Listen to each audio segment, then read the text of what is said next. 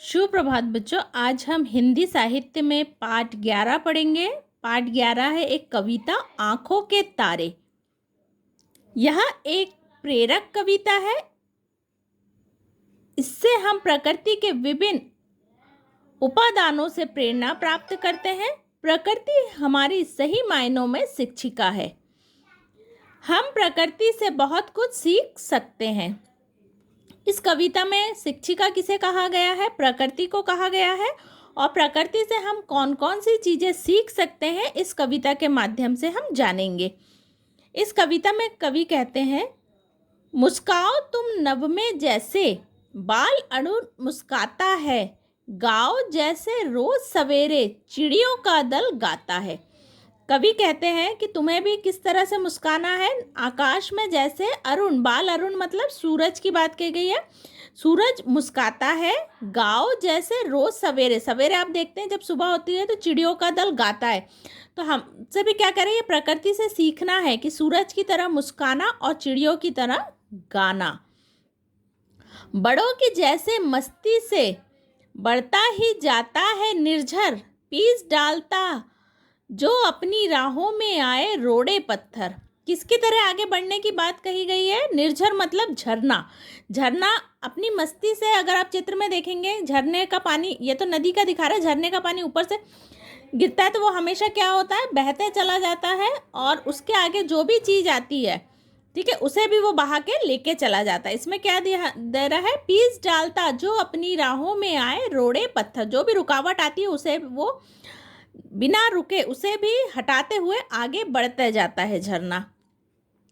देखो कहती नदियाँ की हरदम सबकी प्यास बुझाना, घने पेड़ कहते हैं तुम सबको छाया पहुँचाना।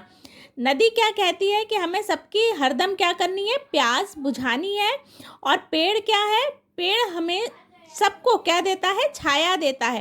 तो नदियों से हमें क्या सीख मिलती है? कि सबकी प्यास बुझाना है। और पेड़ों से हमें क्या सीख मिलती है? कि सबको हमें छाया दे पहुँचाना है। दीप सुलग कर कहता है तुम ऐसी ज्योति जलाओ, भटक रहे जो अंधकार में उसको राह दिखाओ। इस पंक्ति में कवि क्या कहते हैं? दीप जो है, दिया जो है वो जलकर क्या करता है? चारों तरफ प्रकाश फैलाता है ना। ज्योति मतलब प्रकाश फैलाना। भटक रहे जो अंधकार में, जो लोग अंधकार में भटक रहे हैं उनको दिए की रोशनी से सही रोशनी राह दिखाना है। अपने लिए जिए जो उनको, अपने लिए जिए जो उसको क्या जीवन कहते हैं। जीते हैं वे ही जो औरों के हित दुख सहते हैं। इसमें क्या कह रहे हैं कवि? कि अपने लिए, जो सिर्फ अपने लिए जीते हैं उनको जीना नहीं कहते। जीना किसे कहते हैं? जो कि दूसरों के हित में अपने लिए दुख सह के जीते हैं। जैसे कि प्रकृति है ना, प्रकृति हमें सब कुछ देती है, हमें जीने के लिए राह देती है। हमें इनसे सब कुछ सीखना चाहिए। औरों की विपदा में जो आते हैं सब दिन काम, वही एक दिन कर जाते हैं जाति देश का नाम।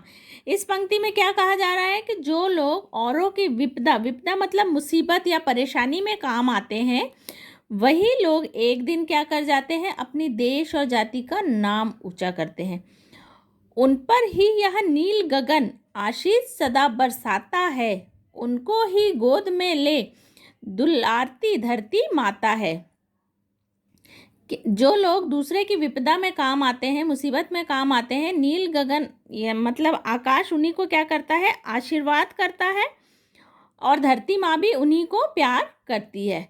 अपने सुर में पवन उन्हीं की गाथा, गौरव गाथा। अपने सुर में पवन किसकी गौरव गाथा गाता है? जो लोग मुसीबत के समय दूसरों के काम आते हैं, उनके आगे झुक जाता है बड़े बड़ों का माथा। मतलब हर कोई बड़े बड़े उनके सामने क्या करते हैं? अपना सर झुकाते हैं।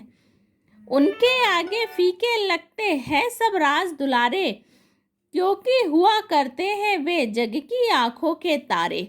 उनके आगे कोई भी राजा का पुत्र भी होगा, अगर वो किसी के समय मुसीबत में काम नहीं आए तो उनके लिए भी कोई मतलब नहीं है ना, राजा का पुत्र होने के लिए। लेकिन अगर कोई गरीब है, उसने भी अगर मुसीबत के समय किसी की मदद की है तो वो भी क्या हो जाता है, सभी की आंखों का तारा, सभी की आंखों के प्यारे हो जाते हैं। तो हमें इस कविता से क्या सीख मिलती है कि हमें प्रकृति की तरह हमेशा दूसरों की मदद करनी चाहिए, दूसरों के लिए मदद करने के लिए तैयार रहना चाहिए।